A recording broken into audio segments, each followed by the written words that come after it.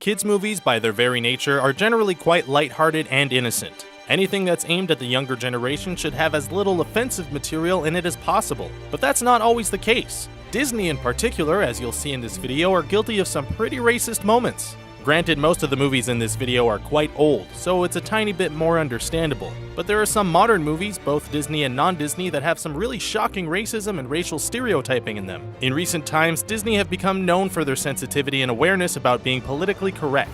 This year, for instance, they tried to tackle the subject of racism quite admirably in Zootopia, but other movies can't say the same. So let's take a look at 10 offensively racist moments in kids' movies that you never noticed. Despicable Me 2. While still an enjoyable movie, Despicable Me 2 didn't quite live up to its predecessor for a number of reasons. And one of those reasons is its portrayal of fairly racist Mexican stereotypes. The movie's main villain is Mexican, and he's presented in quite an offensive way. An obese Mexican restaurant owner with a mustache and a gold chain around his neck. Kitty free on Tuesdays.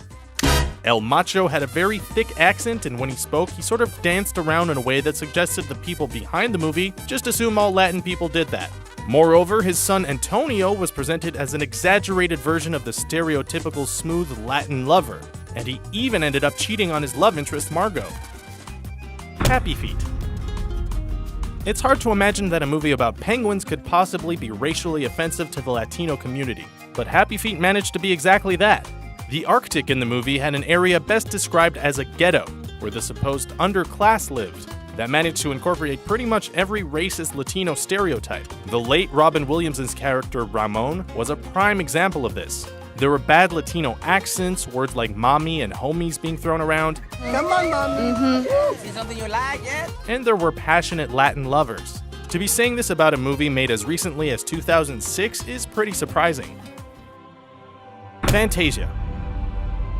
In the original release of this classic Disney movie, there was a character included who's now seen as being a very controversial creation.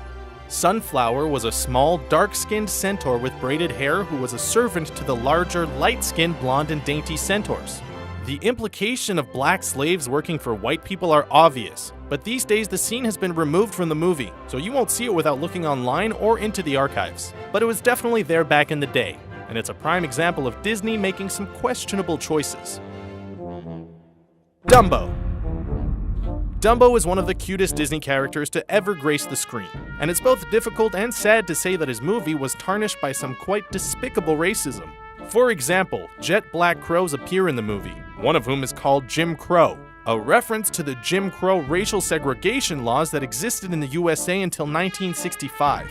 There's also a scene that shows faceless black men performing menial labor, while singing songs about how they never learned to read or write. That scene in particular is arguably one of the most offensive and cringeworthy movie scenes of all time. Song of the South.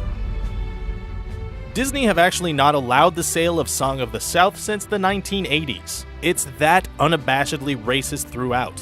Uncle Remus is a black ex-slave who comforts another character called Johnny with various tall tales about mythical animals, who themselves are mostly terrible racist stereotypes. Brer Rabbit gets caught in a tar baby, which is seen by many as a derogatory term for African Americans. On Disney's Splash Mountain rides, Brer Rabbit gets caught in a beehive, as the character is currently seen as being unsuitable for modern viewing. Peter Pan. There's an extremely offensive racial stereotype in the Disney classic Peter Pan, and it relates to Native Americans. Following Peter's rescuing of Princess Tiger Lily, she takes him to meet her father, Big Chief, and his tribe of Indians. The tribe break out into song, and that's where things start getting offensive. The song is called What Makes the Red Man Red? Why the red man red? And was meant to teach Peter and the Lost Boys about Native Americans and their culture, but in hindsight, it was very racist indeed. And its lyrics suggested that their skin was red because the first Injun prince kissed a girl and it made him blush. I mean, you have to agree, that's highly inappropriate. Lady and the Tramp. Lady and the Tramp has a couple of pretty racist aspects, not least in the form of the movie's cunning and sneaky villains, Cy and Am. These characters are Siamese cats who are portrayed with stereotypical Asian speech. We are Siamese, if you please. And for want of a better term, stereotypically slanted eyes. They also move in complete symmetry and have no individuality, as if suggesting that they're all the same in that sickening old-fashioned way. The movie also has Pedro, the Chihuahua with exaggerated Mexican attributes. Pardon me, amigo. But that's not quite as bad. The Little Mermaid. In The Little Mermaid, there are a number of problems regarding racist portrayals of characters. For example, Ariel's friend Sebastian the Crab has a Jamaican accent and advocated staying under the sea because you don't have to get a job down there. Up on the shore, they work all day. Disney really do have a terrible history of portraying dark-skinned people as being lazy, which is absolutely awful. In addition to that, the Duke of Soul and Blackfish characters are made to look and sound like popular black musicians and singers, and are drawn with much more prominent and plump lips than the other characters. The Jungle Book. The Jungle Book features an abundance of great and beloved characters, but there's something inherently racist about a particular type of animal in the movie. The Society of Apes in the movie were quite obviously meant to demean black people. They speak with African American accents and sing about a desire to be human, I wanna be like you.